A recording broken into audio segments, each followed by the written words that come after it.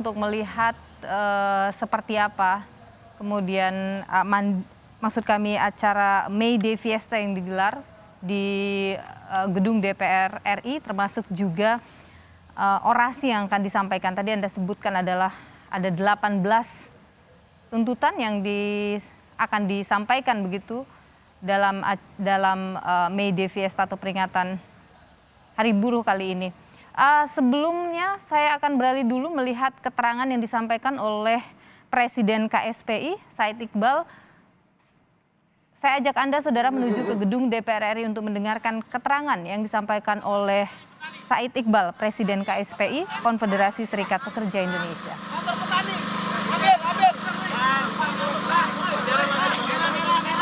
Mobil komando maju dulu deh, mobil komando maju dulu, mobil komando. Ya, mobil komando maju dulu.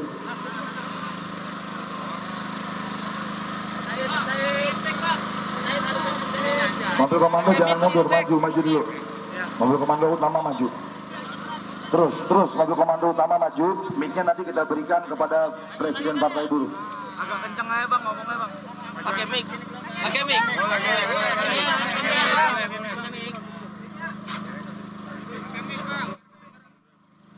Yang lain matiin satu mic aja. Ambil itu mic kan.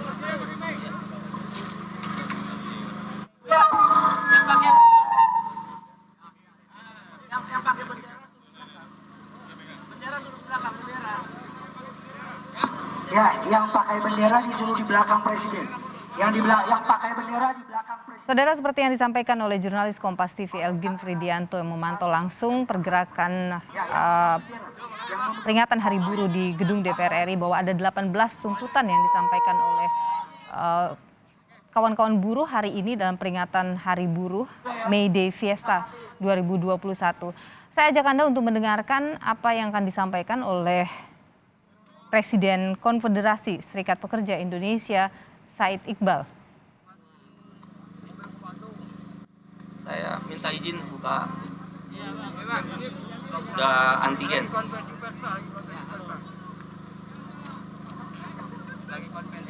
Bismillahirrahmanirrahim. Assalamualaikum warahmatullahi wabarakatuh. Salam sejahtera untuk kita semua. Tuhan memberkati kita semua.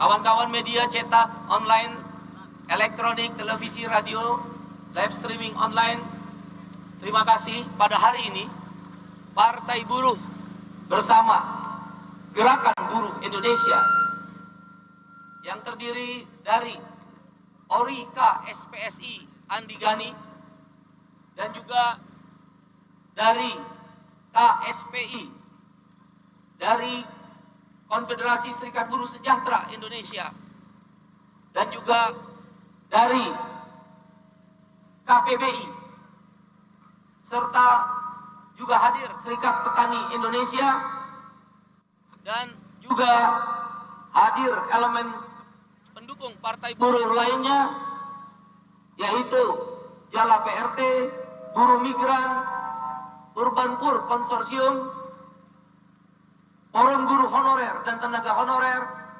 Ojol, Jala PRT Pekerja Rumah Tangga, dan kalangan kelas pekerja lainnya.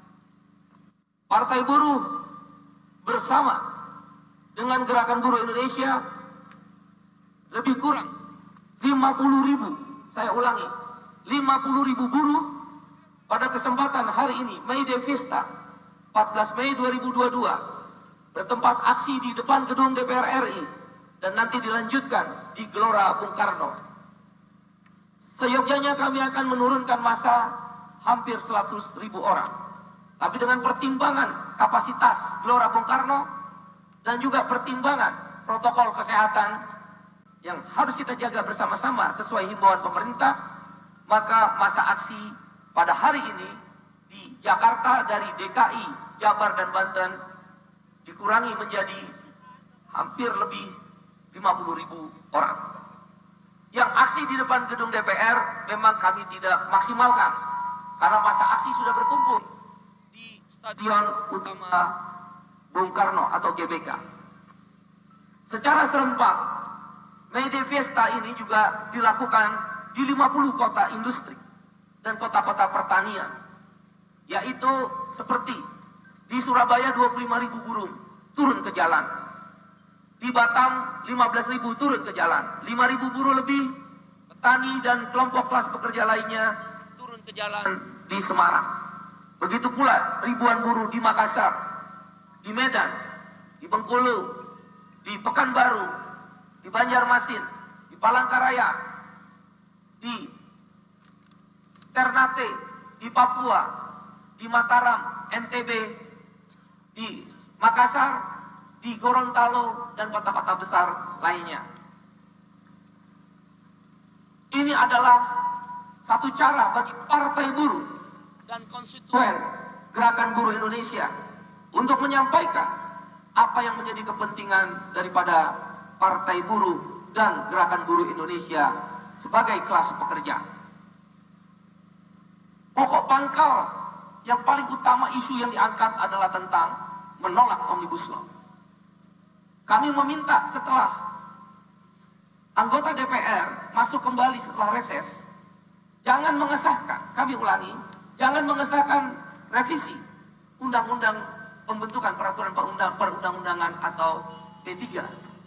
Karena itu adalah hanya akal-akalan hukum dan berbahaya sekali, di mana partisipasi publik dihilangkan dalam revisi Undang-Undang P3 tersebut.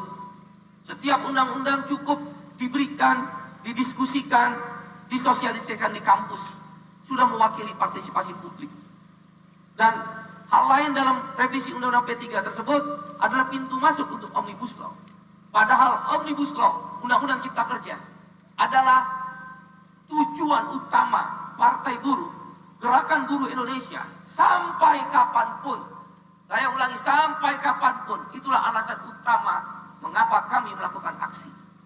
Bila mana pemerintah, DPR memaksakan untuk mengesahkan revisi Undang-Undang P3 dengan dilanjutkan membahas Omnibus Law melalui kawan-kawan, kami bisa pastikan Partai Buruh, Gerakan Buruh Indonesia akan mengumumkan dan mengorganisir pemogokan umum dalam bentuk mogok nasional, stop produksi. 5 juta buruh akan berhenti berproduksi di seluruh Indonesia, akan berkumpul di titik-titik yang ditentukan di seluruh penjuru kota-kota industri. Dan kami mempersiapkan pemogokan itu adalah 3 hari 3 malam. Kami telah memutuskan 3 hari 3 malam akan dilakukan pemogokan umum. Akan dilakukan aksi besar-besaran, stop produksi. Bila mana Omnibus Law tetap dipaksakan untuk disahkan. Selain itu, isu yang lain yang kami sampaikan adalah kami sebut 18 isu. Yang pertama, tolak Omnibus Law Undang-Undang Cipta Kerja. Yang kedua, turunkan harga bahan-bahan pokok, minyak goreng, daging, tepung, telur, dan lain-lain. Dan menolak rencana kenaikan harga BBM, Pertalite, dan LPG 3 kg. Yang ketiga, sahkan RUU PPRT, tolak revisi Undang-Undang P3, tolak revisi Undang-Undang SPSB. Undang-Undang PPRT sangat dibutuhkan, perlindungan pekerja rumah tangga. Kalau undang-undang yang ada uangnya patut diduga, dipercepat dan kejar tayang. Tapi kalau undang-undang yang melindungi rakyat, seperti perlindungan pekerja rumah tangga, sudah 17 tahun tidak disahkan. Undang-undang Serikat Pekerja Serikat Buruh tidak ada yang mengusulkan untuk direvisi. Tapi sekonyong-konyong DPD RI melakukan revisi Undang-Undang Serikat Pekerja Serikat Buruh melalui prolegnas. Selain itu, tolak upah murah. 3 tahun kita semua sudah tidak naik upah. Daya beli buruh turun dan masyarakat kecil sebesar 30%, sehingga makin merugikan buruh. Sudahlah harga bahan-bahan pokok naik, upah juga tidak dinaikkan 3 tahun, daya beli juga turun menjadi 30%. Berikutnya, hapus outsourcing. Dan yang keenam, tolak kenaikan pajak PPN 11%. Daya beli turun 30%, pajak malah naik 11%. Mental Kementerian Keuangan adalah mental company. Company selalu mengambil pajak di tengah kesusahan. Sahkan RPP perlindungan anak buah kapal dan buruh migran. Tolak pengurangan peserta penerima bantuan iuran jaminan kesehatan. Wujudkan kedaulatan pangan dan reforma agraria. Stop kriminalisasi petani. Biaya pendidikan murah dan wajib belajar 15 tahun. Kemudian juga angkat guru honorer dan tenaga honorer jadi PNS, bukan P3K. Anggarannya cuma 36 triliun, tidak bangkrut negeri ini. Mengangkat para P3K dan guru-guru tenaga kerja honorer menjadi PNS. Yang ke-13, pemberdayaan sektor informal. Yang ke-14, ratifikasi konvensi ILO nomor 90 tentang penghapusan kekerasan dan pelecehan di dunia kerja. Ke-15, driver ojol adalah pekerja, bukan mitra kerja yang tidak jelas hubungan kerjanya, sehingga berhak mendapatkan hak-hak sebagai pekerja, upah layak, jaminan kesehatan, jaminan pensiun, dan jaminan-jaminan lain. Yang ke-16, laksanakan pemilu tepat waktu sesuai dengan arahan Bapak Presiden Jokowi. 14 Februari 2024 secara jurdil dan tanpa politik uang. Kami menolak keras partai buruh politik uang. KPU akan menjadi tempat setiap bulannya aksi-aksi massa buruh bila mana terjadi politik uang dan juga pemilu tidak jurdil. Yang ke-17, redistribusi kekayaan yang adil dan dengan menambah program jaminan sosial, jaminan makanan, perumahan, pengangguran, pendidikan, dan air bersih.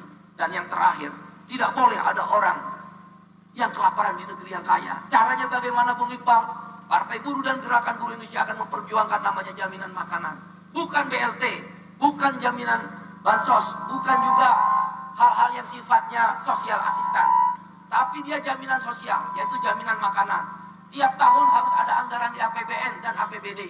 Setiap orang kami akan perjuangkan, orang miskin dan tidak mampu, tukang ojol, orang miskin, supir, orang miskin, buruh ter-PHK, orang miskin, outsourcing, orang miskin, karyawan kontrak, orang miskin, ibu jamu gendong, orang miskin, nelayan, orang miskin, petani pasti orang miskin.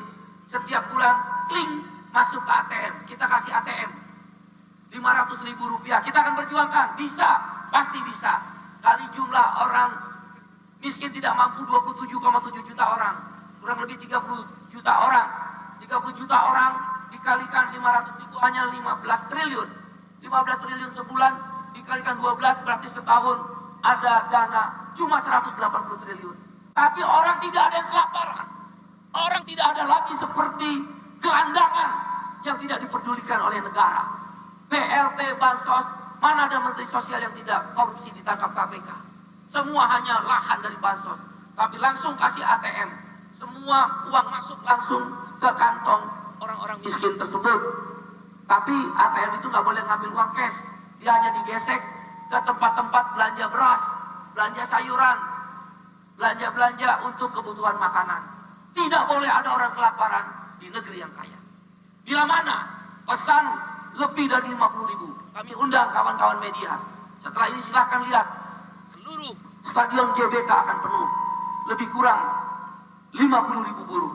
Bila mana tidak didengar oleh DPR dan pemerintah, terutama oleh DPR sebagai wakil rakyat, bukan wakil oligarki.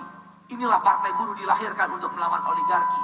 Partai buruh dilahirkan untuk melawan kepentingan-kepentingan kelompok atas nama rakyat. Beri kami kesempatan, kami akan butuhkan, kami akan lakukan, karena adalah kami para aktivis petani, nelayan, buruh dan sebagainya. Kalau tidak didengar, kami mengorganisir aksi yang lebih besar. Serentak di seluruh Indonesia, 34 provinsi partai buruh, 480 kabupaten kota, lebih dari 3.000 kecamatan, dan insya Allah dalam waktu dekat 4.000 kecamatan, 250.000 kader dengan target 513.000 orang kader partai buruh. Kami akan lumpuhkan bila mana tetap dipaksakan Omnibus Law tetap berjalan, bensin Pertalite dinaikkan, LPG 3 kg dinaikkan, kriminalisasi petani, dan hal-hal yang tadi saya sebutkan. Terima kasih, semoga bermanfaat bagi kami. Terima kasih, terima kasih, terima kasih. Kami mengundang kawan-kawan media ke Gelora Bung Karno, kurang lebih setengah jam lagi dari sini. Terima kasih.